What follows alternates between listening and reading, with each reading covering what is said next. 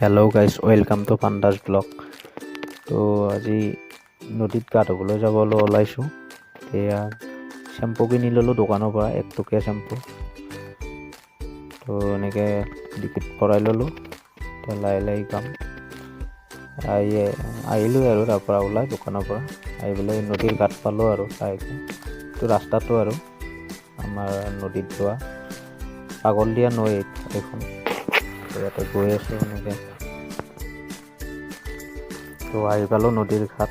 এইখন গাড়ীখন ইয়াতে থওঁ আৰু এতিয়া নদীত যাম।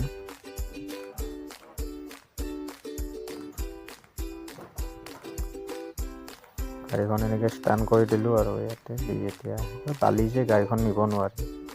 এয়া আহি পালোঁ নদীৰ ঘাট। পানী ঠাণ্ডা পানী লাৰি আছোঁ আৰু ঠাণ্ডা পানী।